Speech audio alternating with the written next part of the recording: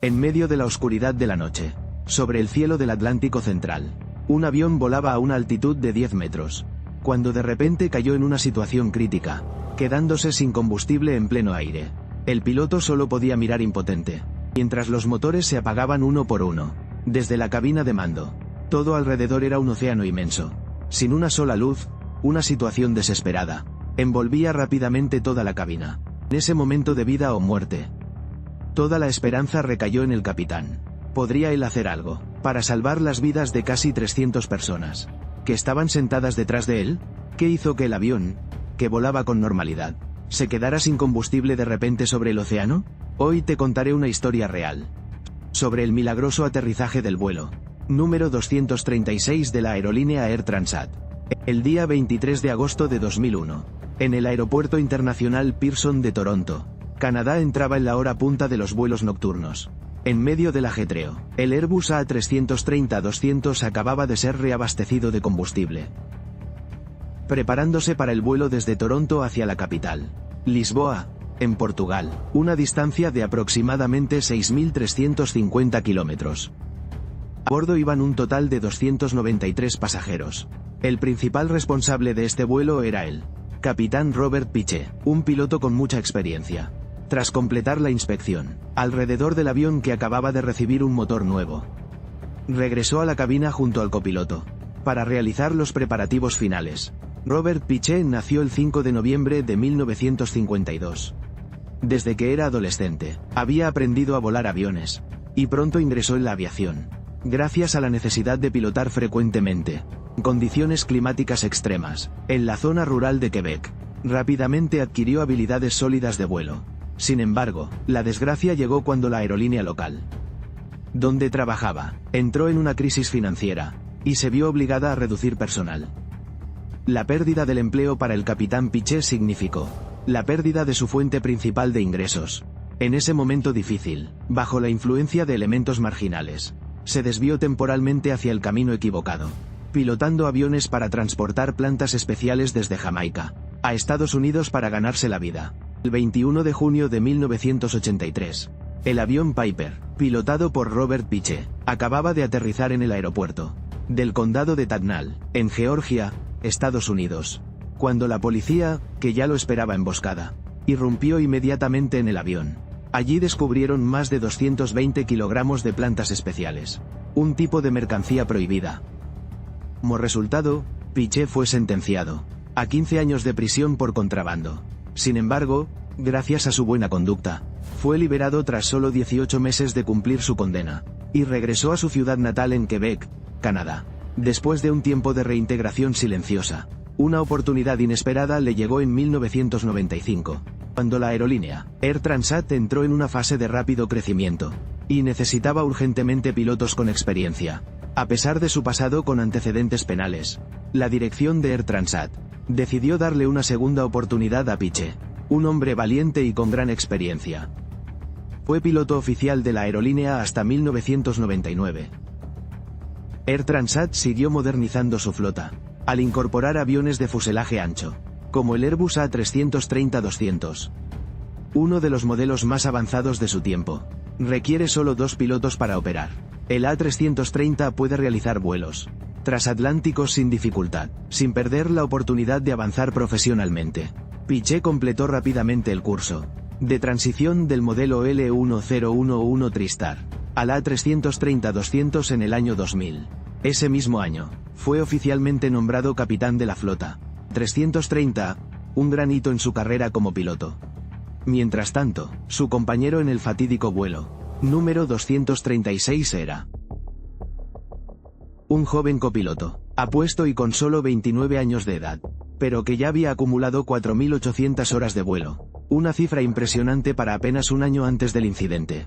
También había completado el curso de transición al modelo A330, y desde que comenzó su carrera, mantuvo siempre un historial de vuelo impecable.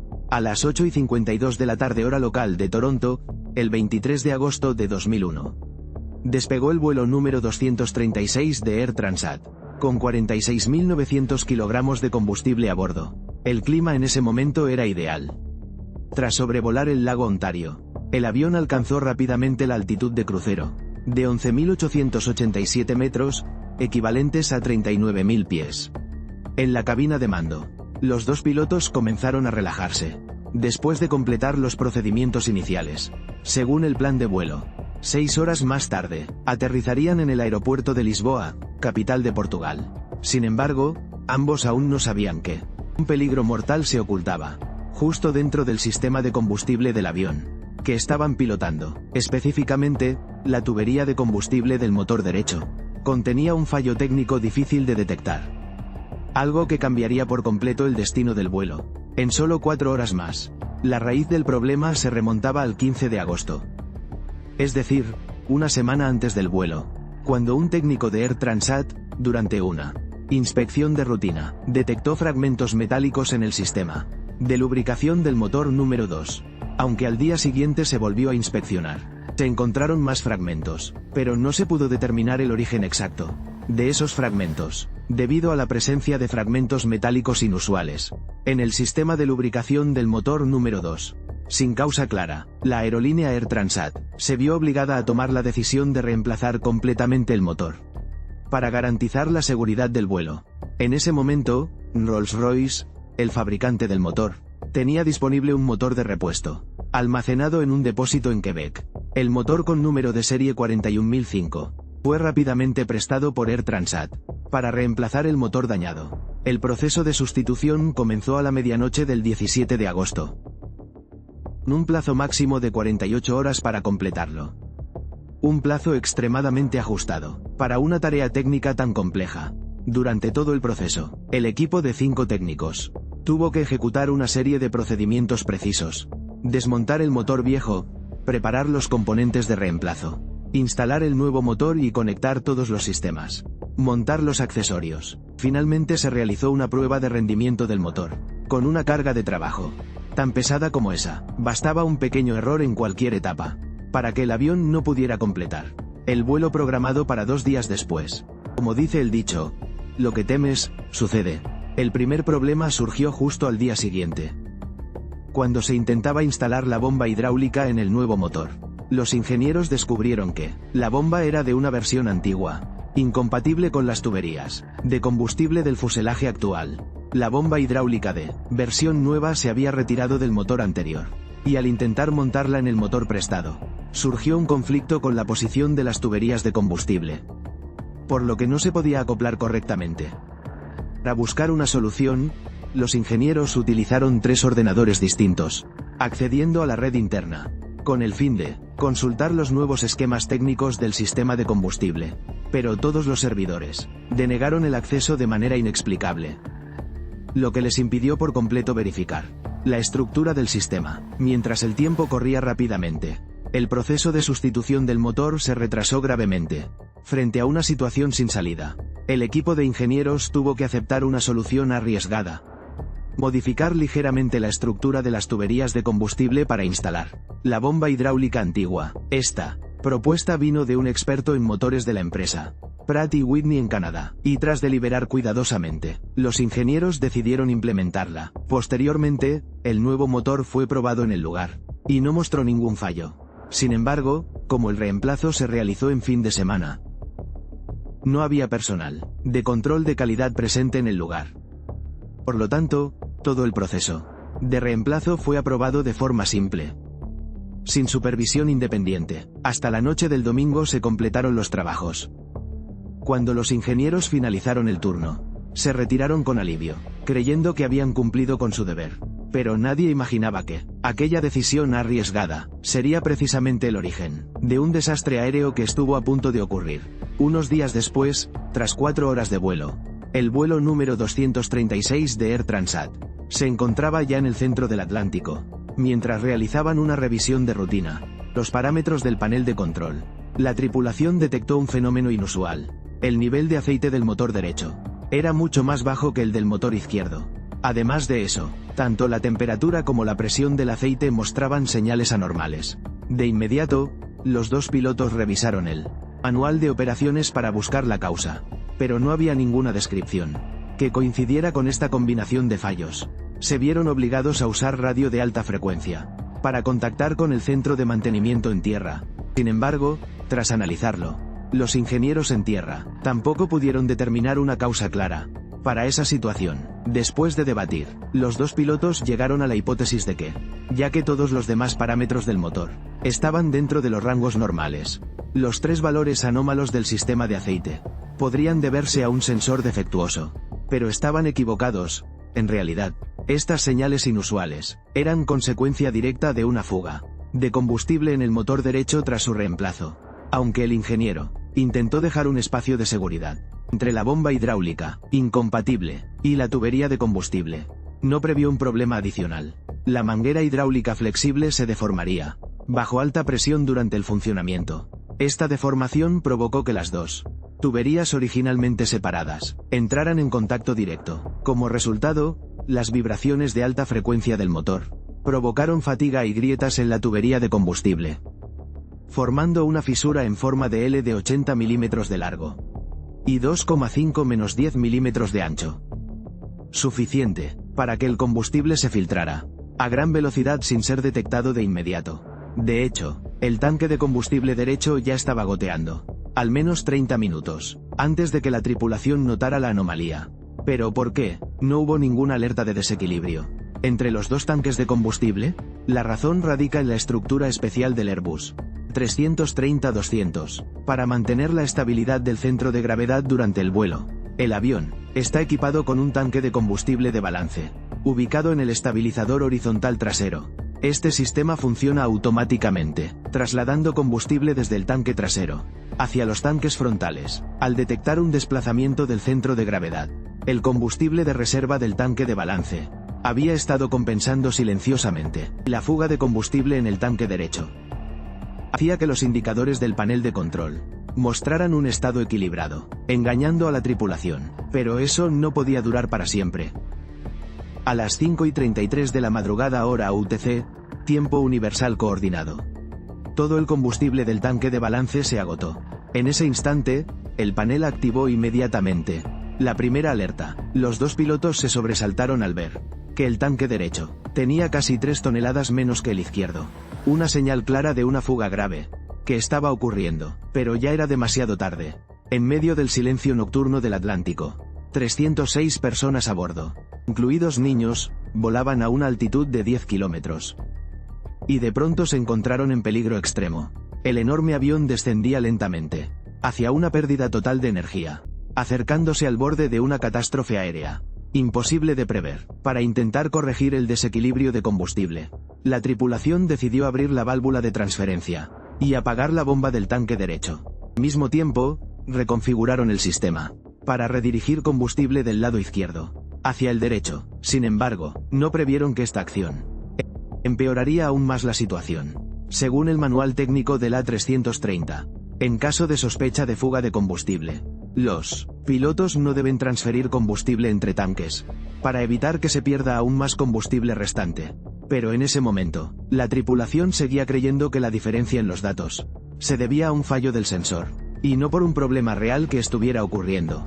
Además, la versión del manual utilizada en ese momento no contenía ninguna recomendación que exigiera a los pilotos considerar la posibilidad de una fuga de combustible al detectar un desequilibrio. Por ello, el capitán Robert Piché no contempló este escenario peligroso. Según los análisis posteriores al accidente, se determinó que, antes de abrir la válvula de transferencia, solo el tanque derecho presentaba una fuga de combustible. Pero justo después de conectar ambos tanques, el combustible del tanque izquierdo también empezó a drenar y a fugarse por la misma tubería agrietada. Esa acción involuntaria provocó que ambos tanques se vaciaran por completo. Aunque el A330 en ese momento era una de las aeronaves más avanzadas, su sistema de alerta no proporcionó ninguna señal clara que indicara una fuga real.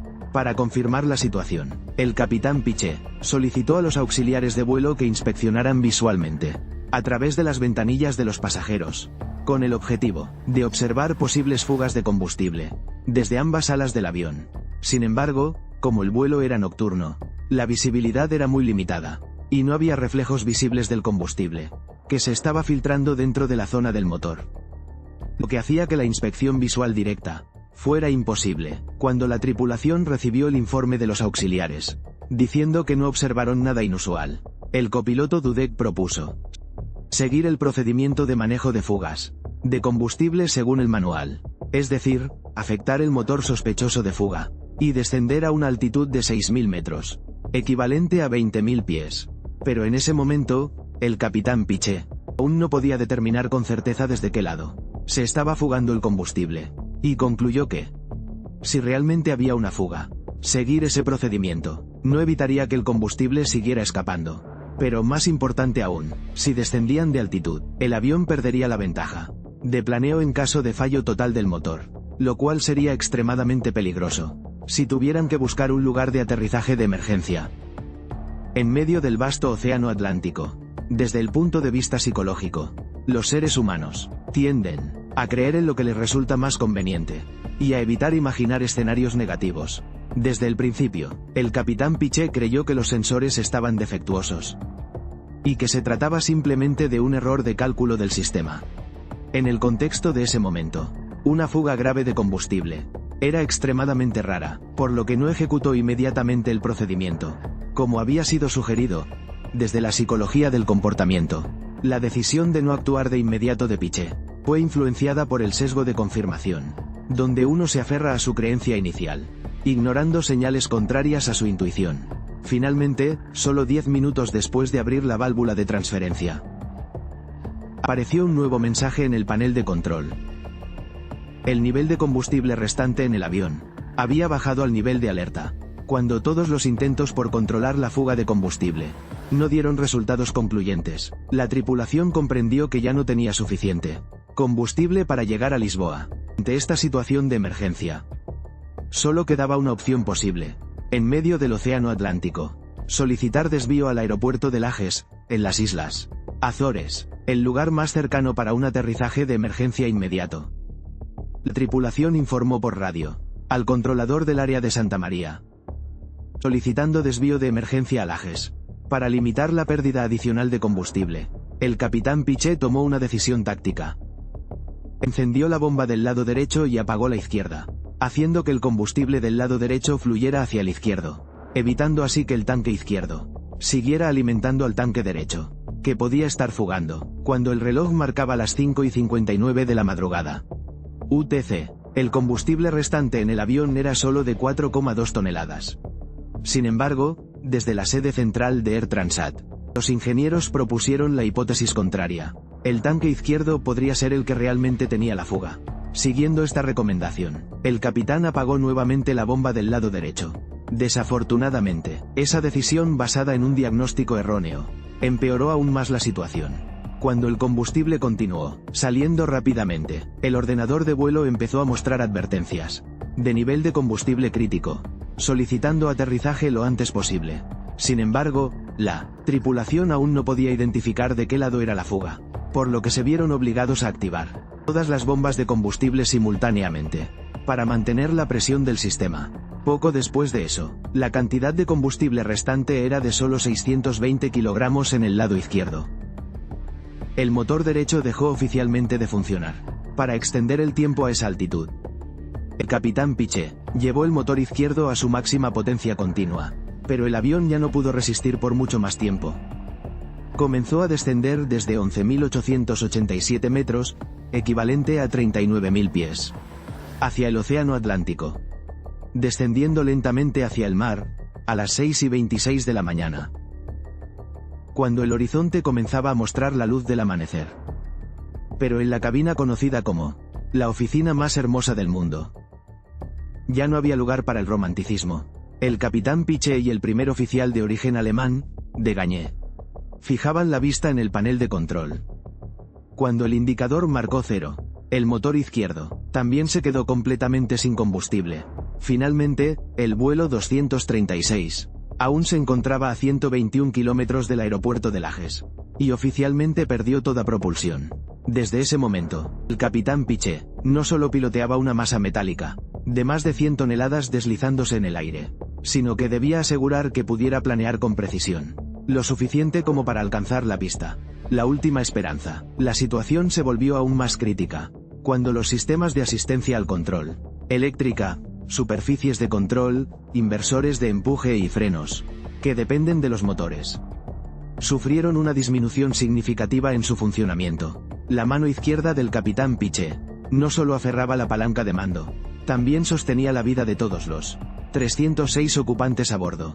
A pesar de tener más de 16.000 horas de vuelo, nunca antes había planeado un avión de fuselaje ancho tan grande en una situación así, y ambos motores habían dejado de funcionar por completo.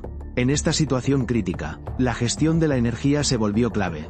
El capitán Piché decidió reducir la velocidad de vuelo en la fase inicial del planeo, para ir descendiendo gradualmente, intentando mantener suficiente altitud al acercarse al aeropuerto, para tener la oportunidad de ajustar la trayectoria final. Detrás de la cabina, los 293 pasajeros, bajo la guía de los auxiliares de vuelo, se prepararon mentalmente para un posible aterrizaje de emergencia en el océano.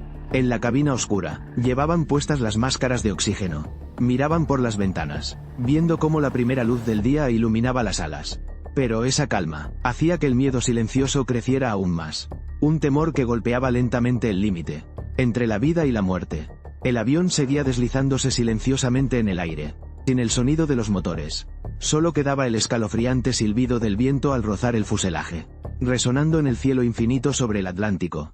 5 minutos después de que ambos motores se apagaran, el vuelo 236 de Air Transat, bajo la guía del controlador aéreo, llegó a una posición a unas 8 millas náuticas, 14,8 kilómetros, de la pista 33.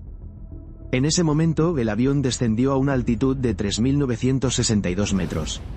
13.000 pies, una altitud todavía bastante alta, para una aproximación de aterrizaje normal. Sin embargo, para un avión sin ningún tipo de propulsión, esa era una buena noticia. Al menos aún tenían suficiente altitud para seguir planeando y ajustar el descenso de forma controlada, para mantener contacto visual directo con la pista. El capitán Piché decidió girar a la izquierda, realizando un gran círculo para perder altitud extra. Durante la maniobra de giro, la tripulación desplegó el tren de aterrizaje para aumentar la resistencia, una técnica para ayudar al avión a perder altitud más rápido. Sin embargo, tras ese gran giro, Piché notó que el avión seguía demasiado alto, y con demasiada velocidad. No podía bajar más inclinando la nariz, porque eso haría que el avión acelerara demasiado al acercarse. En una situación con solo una oportunidad de aterrizaje, Piché aplicó la técnica del planeo en zigzag, controlando el avión en una trayectoria serpenteante para perder altitud de forma eficiente. Bajo las alas, los pasajeros se inclinaban a la izquierda y derecha, como si estuvieran en una montaña rusa aérea. En la cabina reinaba un silencio absoluto.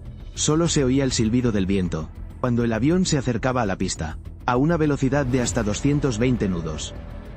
Más de 400 km por hora. 75 nudos por encima de la velocidad de aterrizaje estándar.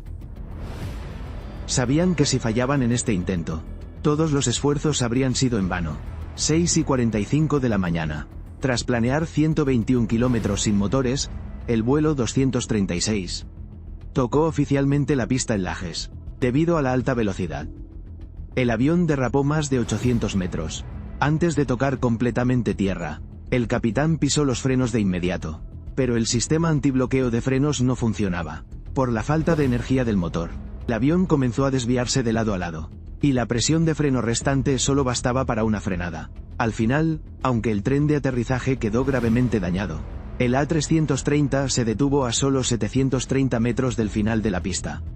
Acababa de ocurrir un milagro. 306 personas, 293 pasajeros y 13 miembros de la tripulación estaban a salvo. Fueron evacuados de inmediato, a través de las rampas inflables de emergencia. La investigación posterior confirmó que la causa principal fue una fisura en el conducto de combustible. El ingeniero que reemplazó el motor no cambió el conducto hidráulico compatible, lo que provocó contacto y vibraciones. Rompieron el conducto de combustible, según la conclusión del equipo investigador. Si la tripulación hubiera detectado la fuga desde el inicio, y no hubiera activado el sistema de transferencia, el avión habría tenido suficiente combustible para aterrizar con seguridad en las Azores, con ambos motores funcionando normalmente. Sin embargo, en ese momento ni el capitán Piché, ni el primer oficial de Jagger ni la mayoría de pilotos del A330 habían recibido entrenamiento avanzado sobre cómo detectar y manejar fugas de combustible mediante signos de desequilibrio. La falta de capacitación y de procedimientos claros Fue una causa indirecta, que impidió una intervención más temprana de la tripulación. Pero las habilidades de pilotaje excepcionales de Piché salvaron la vida de todos en ese vuelo. Ese día, él y el primer oficial de Haier recibieron de la Asociación Internacional de Pilotos el premio a la excelencia en técnica de vuelo. Un galardón prestigioso al valor, la firmeza y la precisión absoluta en el pilotaje. Tras este incidente, el fabricante Airbus actualizó los procedimientos operativos para facilitar la detección de señales de fuga de combustible por parte de los pilotos y las aerolíneas de todo el mundo. También mejoraron los programas de formación sobre cómo gestionar emergencias de combustible. El capitán Robert Piché aún mantiene el récord mundial de distancia planeada, sin motores, 121 kilómetros. Y hasta el día de hoy, ese sigue siendo un récord que nadie desea romper al final de esta historia. Solo espero que nadie más tenga que enfrentar una prueba como la del capitán Piché. Pero si alguna vez sucede, ojalá tengan también el temple y el corazón de acero que él tuvo.